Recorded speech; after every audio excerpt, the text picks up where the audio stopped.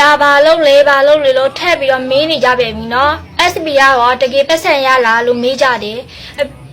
SP ကတကယ်ပတ်စံရတာနော်ပတ်စံမရဘူးလေကျမကပတ်စံရတယ်လို့ဘယ်လိုလိန်ပြောမှလဲပြော SP ကတကယ်ပတ်စံရတာနော်ဆူရှီဘလက်ဘောက်ပေါ်ကြီးမှာကောဖုံးတလုံးတင်းနဲ့ပတ်စံရှာလို့ရတဲ့ခေတ်ကြီးထဲမှာရှင်းတော့ဒီတိုင်းနေကြရလားဒီတိုင်းနေမနေကြနဲ့နော် SP ရဲ့လုပ်လေးရှိတယ်အရင်นี่9000ပဲလို့တယ်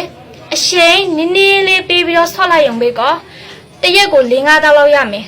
SP ရဲ့လောက်ကလေတကယ်ရတာနော်တကယ်မရပဲကျမတို့ကတကယ်ရတယ်လို့မပြောဘူးလိန်မပြောဘူးတကယ်ရလို့ရတယ်လို့ပြောရနော်စိတ်ဝင်စားနေဆိုရင်ဗီဒီယိုအဆုံးလေးကြည့်တော့ကျမအသေးစိတ်ရှင်းပြပေးမယ် SP ကလည်းအရင်นี่9000လို့ရေနော်ဂိမ်းဆော့ရတာပါရှင်ဂိမ်းဆိုတာလည်းလက်မတော်နဲ့အောင်နော်တခြားဆလော့ဂိမ်းကြီးလို့မဟုတ်ဘူးဒါကလေမိနစ်ပါအတွင်းမှာပဲအချိန်ခဏလေးပေးပြီးတော့အေးစစ်စစ်လေးအိမ်မှာနေပြီးတော့ဆော့ရုံပဲငွေလေးကျန်းတယ်လို့အမျက်လေးများရမယ်နော်ဘာဂိမ်းလေးဆိုရင်ဝင်းကိုဆိုတဲ့ဂိမ်းလေးပါရှင်